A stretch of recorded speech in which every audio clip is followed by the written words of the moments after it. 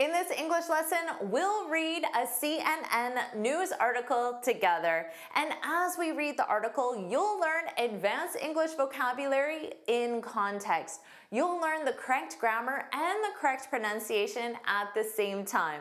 This is an unusual article discussing how a prestigious restaurant created and served yogurt made from ants.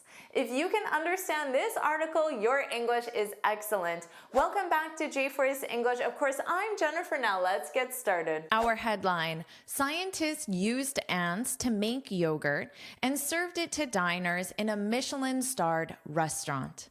So here's an image of the yogurt and the process of making that yogurt with ants. So let's review first the pronunciation of this common breakfast food, yogurt. Yogurt. So notice the syllable stress is on that first syllable, and because of that, this sounds like an unstressed sound. Gert, gert, yogurt, yogurt. Now, let's review the pronunciation of this, because don't confuse it with breakfast, lunch, dinner, dinner. This is not the same pronunciation or the same meaning. This is the word diner, diner. Diners, these are people who dine in a restaurant. So if you are in a restaurant eating a meal, maybe you're eating dinner, you are a diner. You are a person eating a meal, maybe dinner, in a restaurant. So it comes from the verb to dine. Where are you dining tonight for dinner?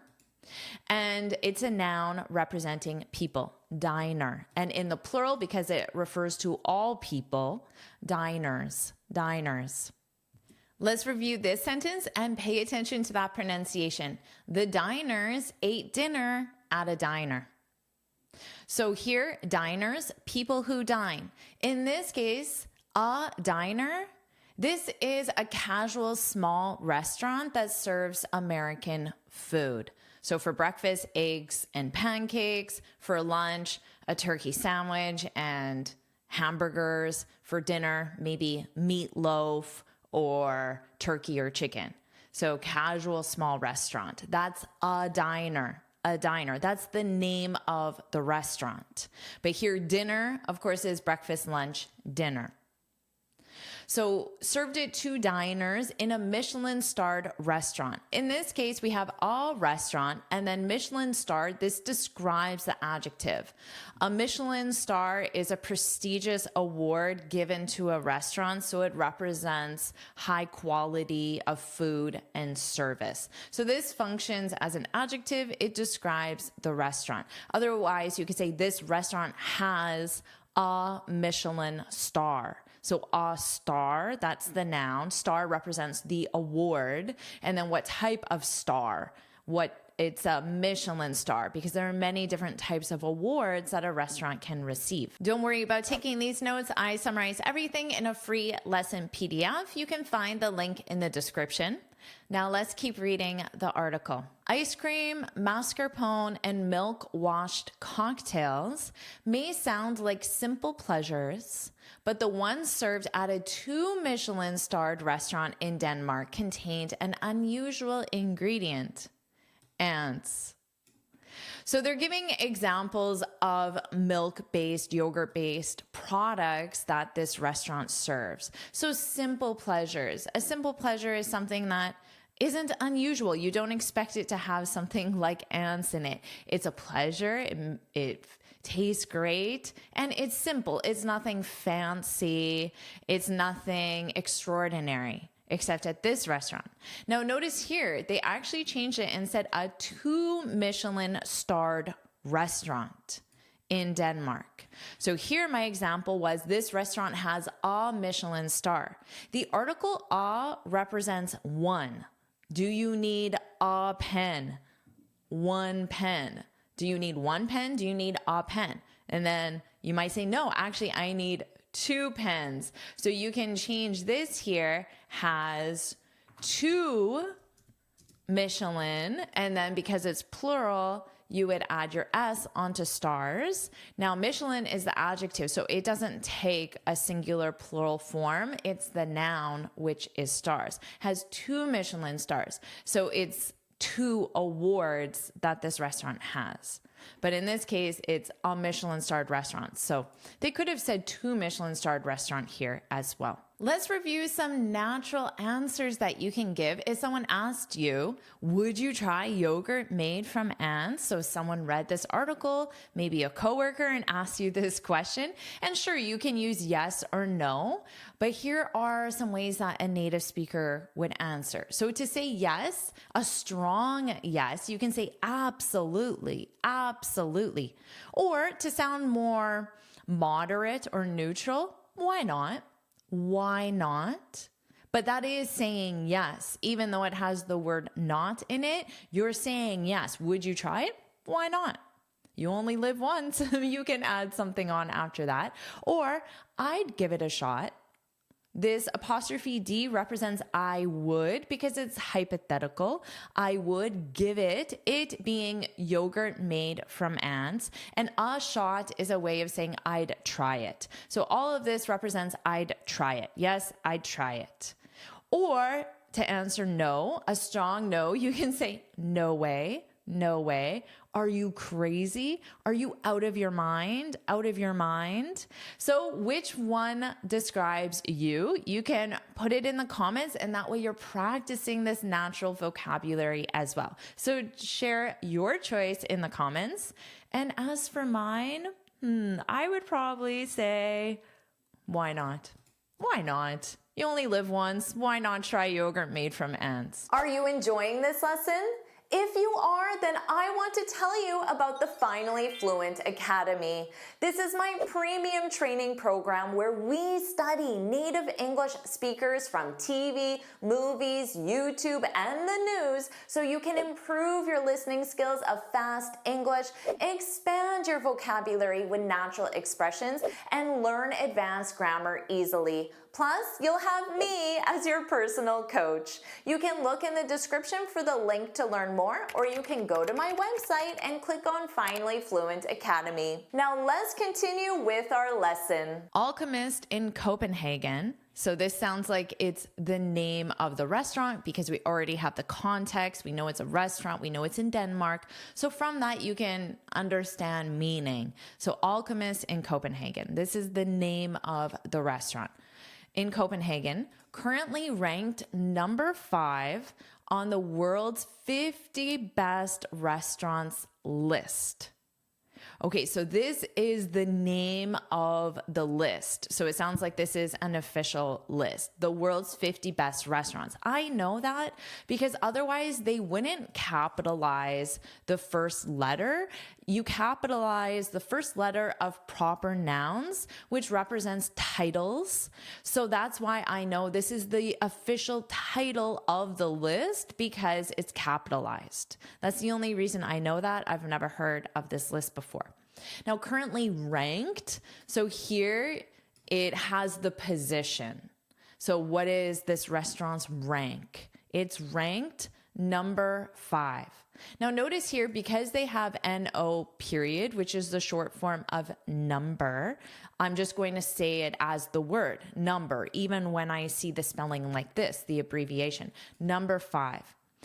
Alternatively, you can use an ordinal number and say ranked 5th, ranked 5th. But in that case, you would have the TH pronunciation because it's an ordinal number, 5th, 5th. But if you put number in front of it, you don't pronounce it like that. You just pronounce it as the regular number, 5. So number 5 or ranked 5th. So this restaurant that serves yogurt made from ants is number 5. And it describes itself. So notice here, we have Alchemist in Copenhagen, and then we have a comma and another comma. So this part of the sentence is additional information about the noun, about Alchemist in Copenhagen. But grammatically, when I have the word after the comma, it is conjugated with this information. So it's conjugated with alchemist, which is it, It describes itself. That's why we have itself, because it's reflexive onto the subject, which is alchemist, it, the restaurant, it. Alchemist describes itself as part science lab. So part restaurant, part science lab. It didn't include that part restaurant, but generally when we use this expression part science lab, part means only one portion of it. So it implies that it is part something else, even though it's not said. So we could say part restaurant, part science lab. And has a thing. So here you don't have to repeat the subject since it's the same, and it has a thing, and alchemist has a thing for experimenting with food. Now, if you have a thing for doing something, because for is a preposition, so your verb after would be in the gerund form, the ing form. It means that you enjoy or like that activity.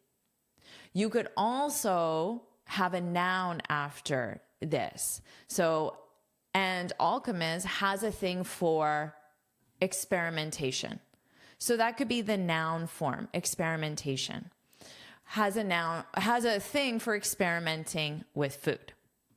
Let's keep going. The restaurant's experimentation. So remember, I just explained that you could use a gerund or a noun, and the noun form is experimentation. So here we have the noun form, and it belongs to the restaurant. The restaurant's experimentation with ants. So it's just viewing it as a something rather than the action, which would be experimenting. So the restaurant's experimentation with ants began when staff noticed that milk started to curdle. So curdle is when your milk is old, and let's say you have this old milk and you smell it and you're like, I'm not sure if it's good yet, or I'm not sure if it's good still. And then you have a hot cup of coffee.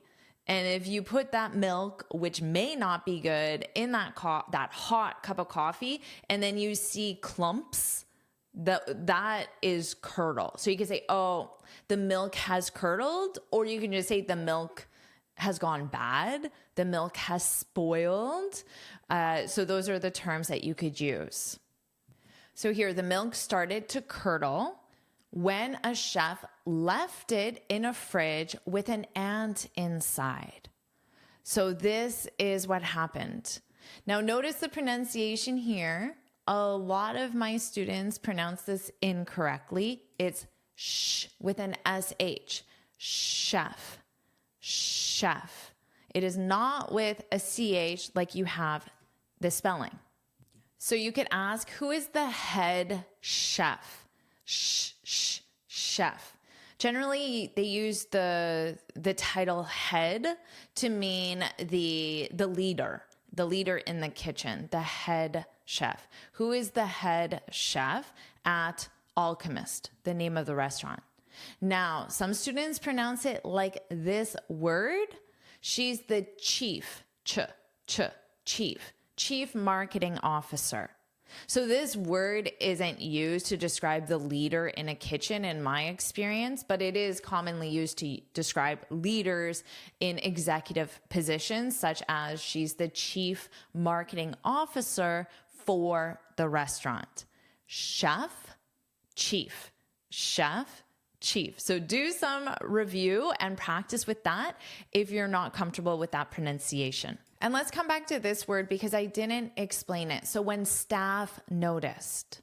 So staff is the collective noun that refers to all the people who work for an organization. That organization can be a restaurant, it can be a marketing agency, it can be anything, an office supply store, it does not matter. So staff is a collective noun, so you don't add an S on it, but it refers to more than one person.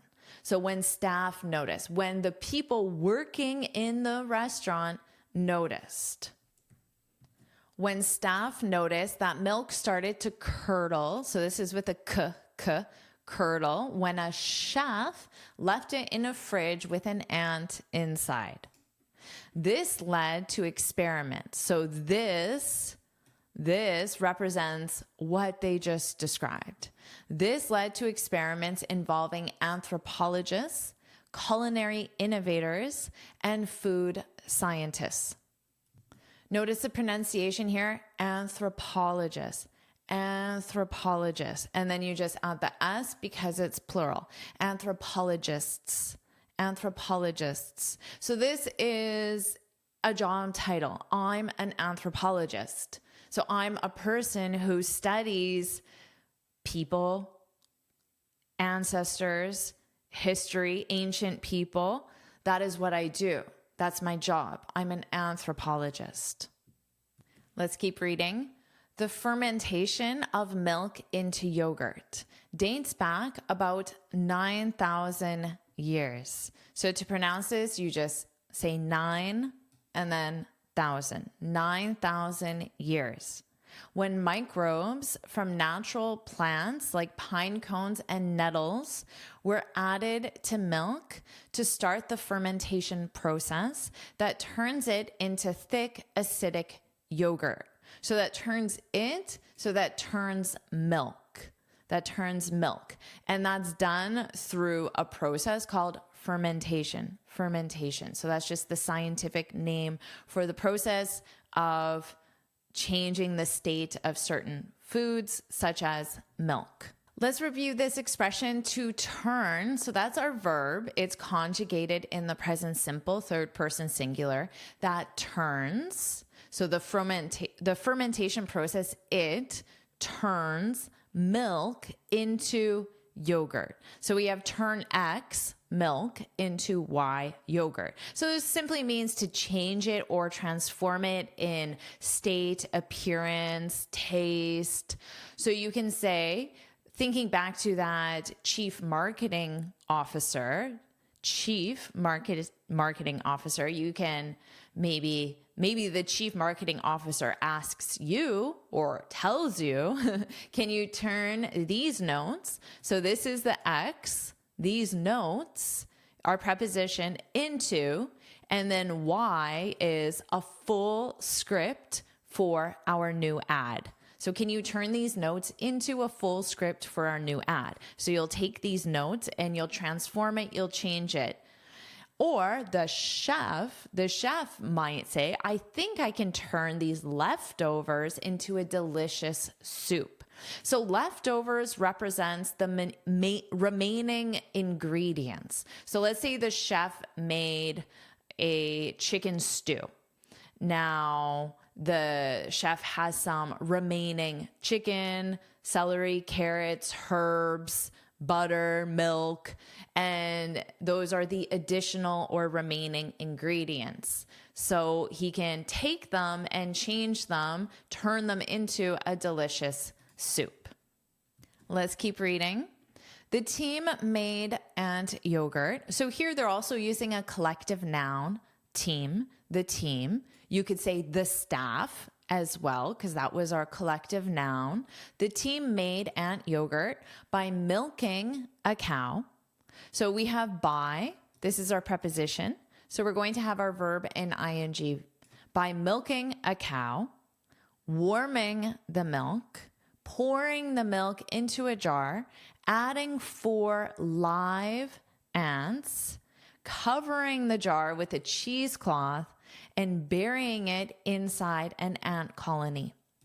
So here, you have the preposition by for every one of these. The team made yogurt by milking a cow, by warming the milk. So you don't have to repeat by in front of all of them, but you have to use the same grammar, which is why they all start in ing, because technically you can repeat every single word I have highlighted before you say the next part after the comma. So these are the steps, the instructions that the team followed to make their ant yogurt.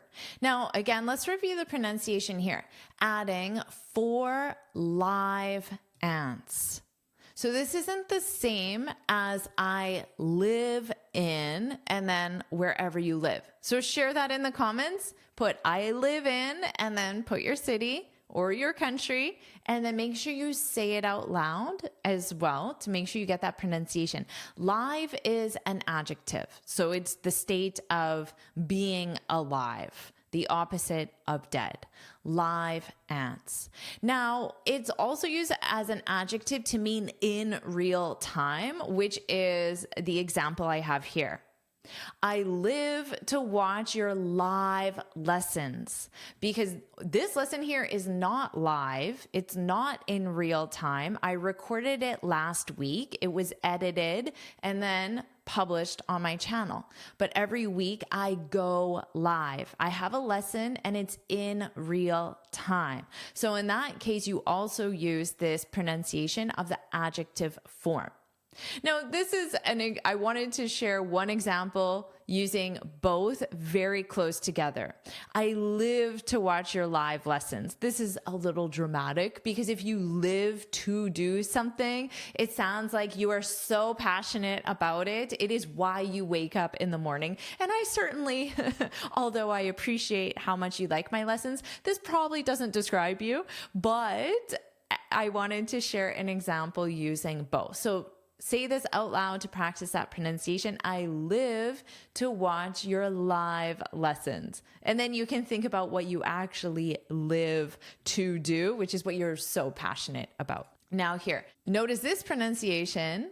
Don't let the spelling confuse you because it is exactly the same as berry, like strawberry, blueberry, whatever your favorite berry is. Just picture that berry when you see this word. So ignore the spelling and just know this is the IPA, the phonetic spelling, but simply you can just think of it as berry. And then you just add that ing, berrying. So eing, you have to add this Y sound, berry, and then burying. So you have to have that eing, and burying it inside an ant colony. Now, a colony, this is the word to describe the community that ants live in. So the number of ants, the roles they have, where they live, the types of structures they have, all of that describes,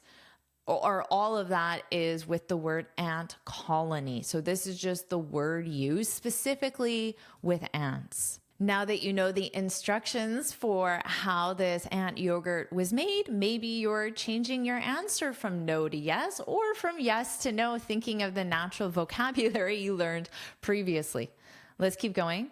To test how ant yogurt could be used in cooking. So here, to test, this is not the infinitive. This is the short form of the clause in order to test. In order to test. So what follows will be the instructions. And this is the why or the purpose. In order to test. So when you see this, is not the infinitive, it's the short form of the clause. In order to test, but natives almost always just drop the in order and say to test. Make sure you get that unstressed pronunciation to test how ant yogurt could be used.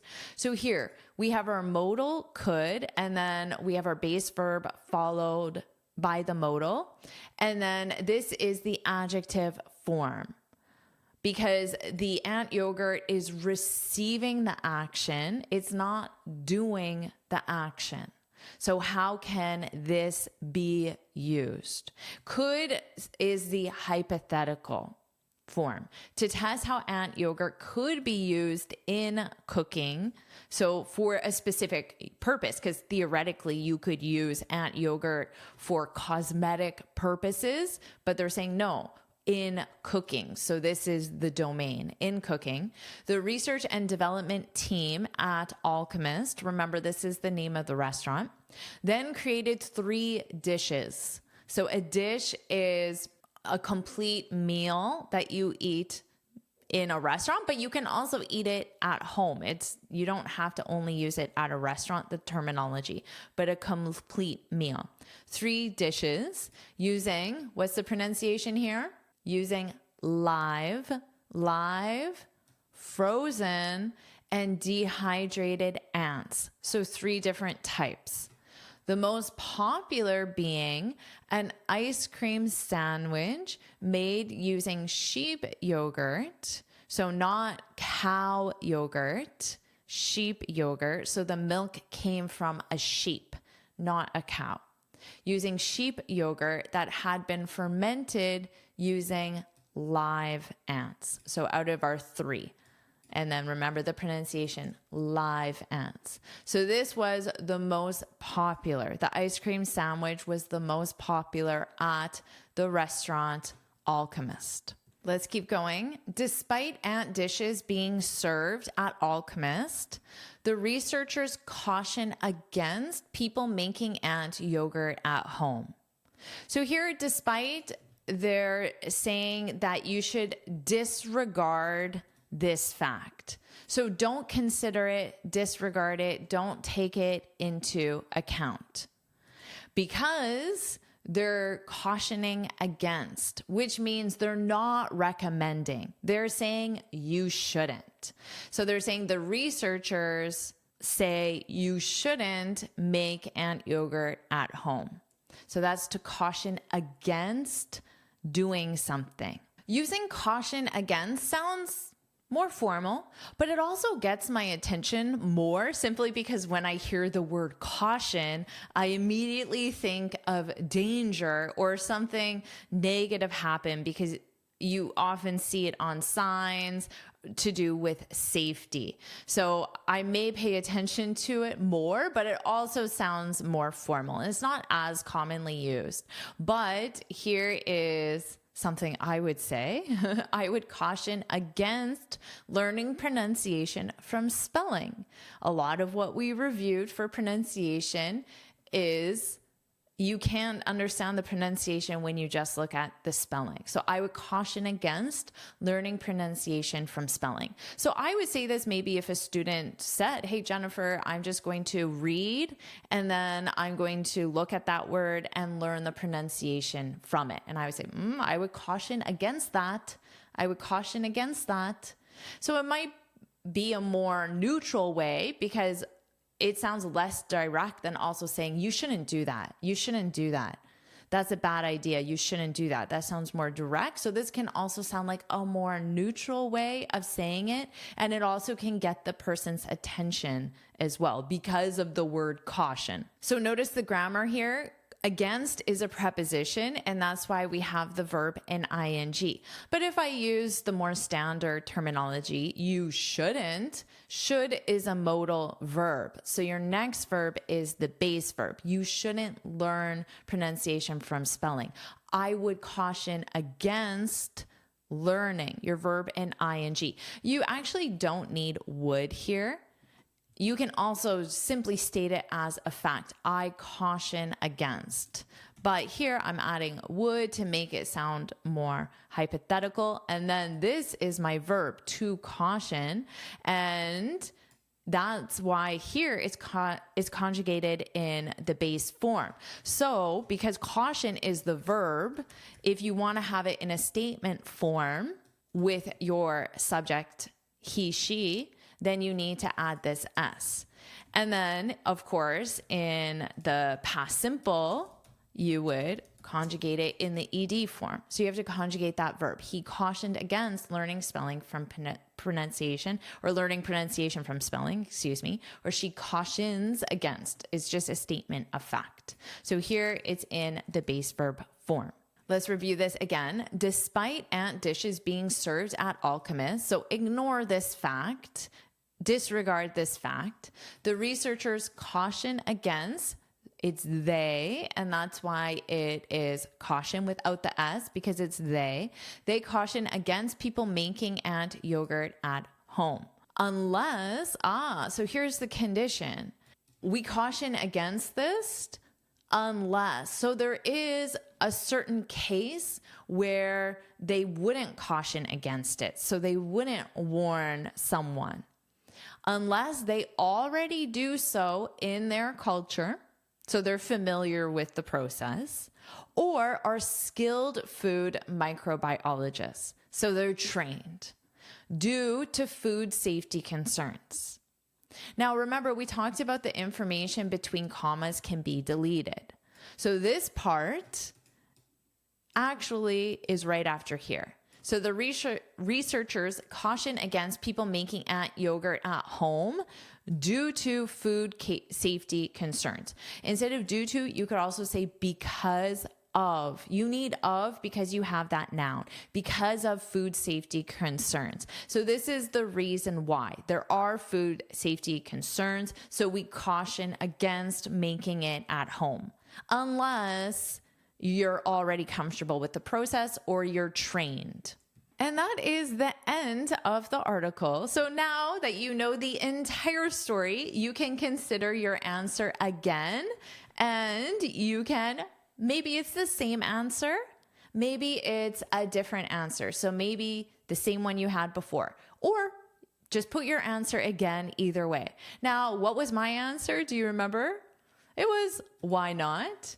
And based on what I read, especially the instructions of how it was made, I would still say, why not? It's a Michelin-starred restaurant. It's probably going to taste good. And that's the end of the article. So now I'll read the article from start to finish, and you can focus on my pronunciation. Scientists used ants to make yogurt and served it to diners in a Michelin-starred restaurant.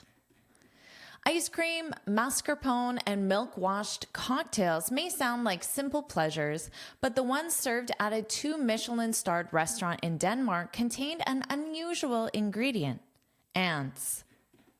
Alchemist in Copenhagen, currently ranked number 5 on the world's 50 best restaurants list, describes itself as part science lab and has a thing for experimenting with food. The restaurant's experimentation with ants began when staff noticed that milk started to curdle when a chef left it in a fridge with an ant inside. This led to experiments involving anthropologists, culinary innovators, and food scientists. The fermentation of milk into yogurt dates back about 9,000 years, when microbes from natural plants like pine cones and nettles were added to milk to start the fermentation process that turns it into thick, acidic yogurt. The team made ant yogurt by milking a cow, warming the milk, pouring the milk into a jar, adding 4 live ants, covering the jar with a cheesecloth, and burying it inside an ant colony. To test how ant yogurt could be used in cooking, the research and development team at Alchemist then created 3 dishes using live, frozen, and dehydrated ants. The most popular being an ice cream sandwich made using sheep yogurt that had been fermented using live ants. Despite ant dishes being served at Alchemist, the researchers caution against people making ant yogurt at home unless they already do so in their culture or are skilled food microbiologists due to food safety concerns.